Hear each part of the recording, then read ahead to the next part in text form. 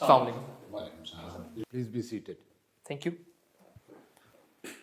Okay, Mr. Bilal Zubair, how are you, beta? Sir, I'm good. Thank you very much. Comfortable? Yes.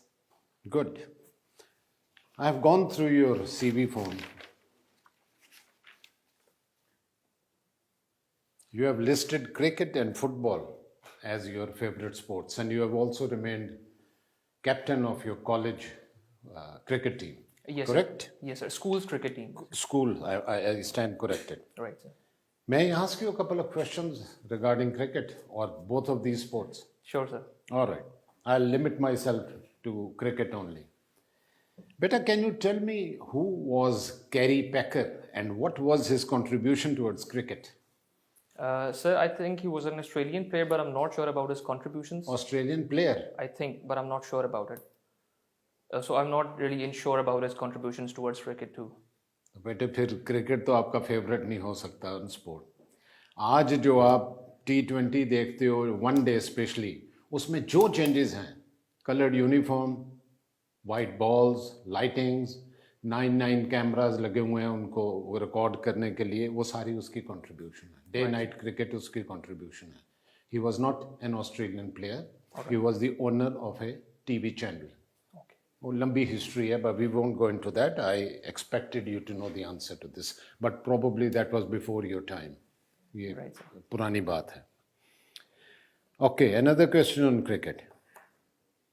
There are 5 bowlers in the world who have never ever bowled a no ball throughout their career. वो कौन है? उनमें से 3 के नाम बता दो. Sir, I'm not sure about this either. एक पाकिस्तानी है. चलो मैं इतना ब्रॉड हिंट आपको देता हूँ.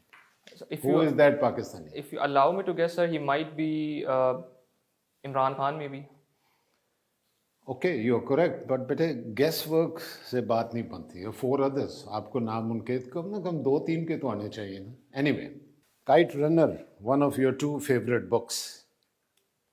I have read the book, I have seen the movie also. What is the message that the writer is trying to convey in this book? So the main message and the theme which I got from the book was that the writer basically at one particular point he gets one thing dawns upon him that when he's in the hospital, if you've read the book you might be familiar with the scene when he's in the hospital, his father is dying and his father is basically an antagonist basically, and he thinks that this is one place where I believe that the poor find their own God. So his belief in God is basically reinforced at that particular point. I think that is one of the major... What is the message? The message is that there is some upper force who is basically catering for the people who are poor as well. And we need to be believing in that too. All right.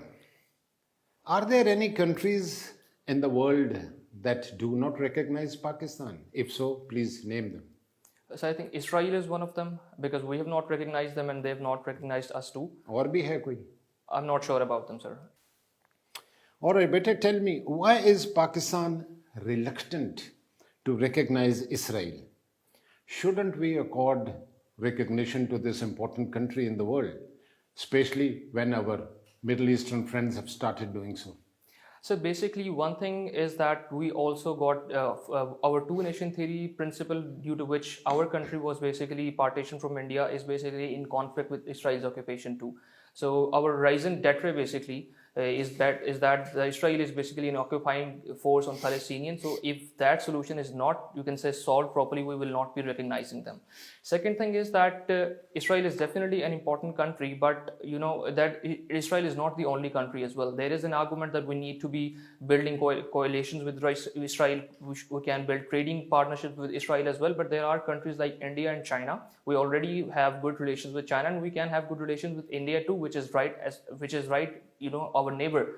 So instead of building coalitions with Israel and all that, but we do recognize India, don't we? We are talking about recognizing Israel.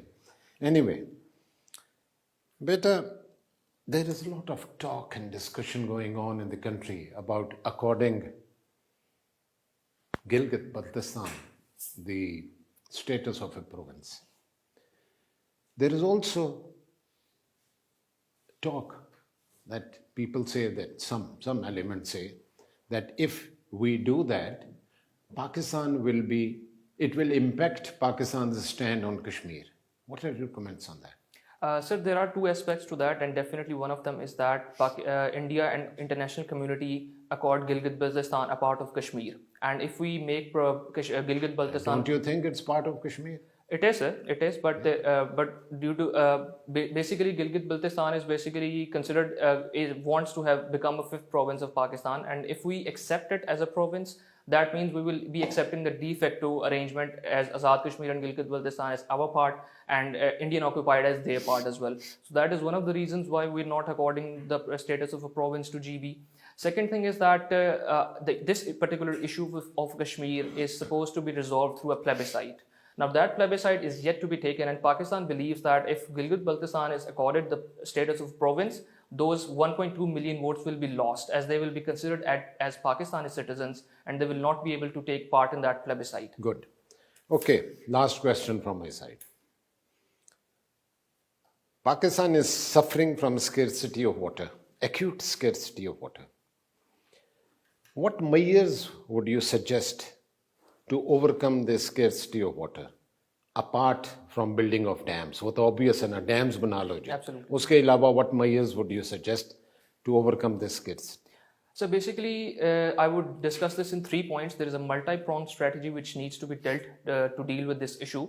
One thing is the awareness program. We are wasting a lot of water. People need to understand the importance of this particular issue, that water is very scarce and we are now... Okay. That's one. That's one. Yes. Second one is that we need to be shifting our methods of agriculture as well. Currently, world is shifting towards drip irrigation and modern techniques of agriculture, which use very less water as compared to the... Can you use drip irrigation for growing rice?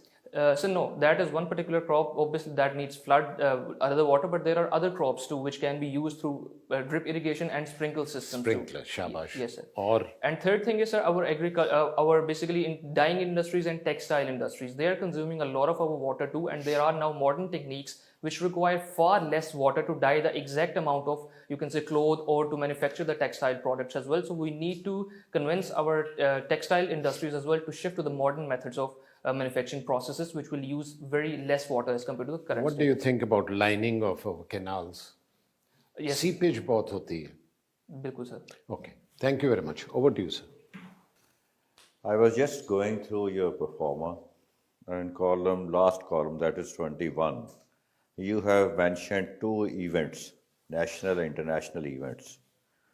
Trump's election to the White House and Pakistan being placed on FATF's grey list. How do you think that with the change in American administration, Pakistan's prospects with regard to relation between Pakistan and America?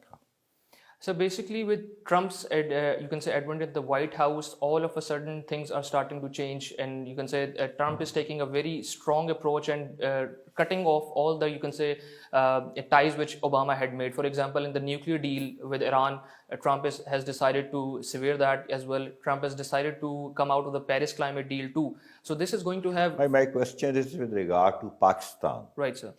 So with Pakistan, because I think do you think there is any scope of improvement of relationship between Pakistan and America after coming into power of new president?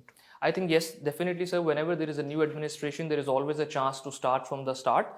Previously, we know that India has been accorded the status of the most favored nation as well, and American think tank is basically propping up India to contain China as well. Now there is a new administration in the White House, and but we need to be very strong diplomatically, and we need to lobby very strongly as well and put the case in a very clear and a lucid way. Don't you think Democrats have been historically opposed to Pakistan?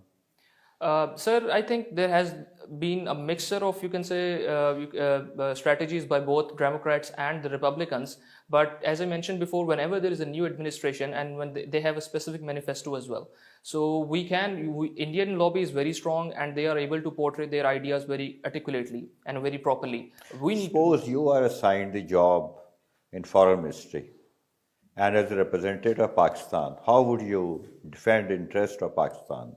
Rather advocate and defend interest of Pakistan. Speak for 2 minutes on this issue.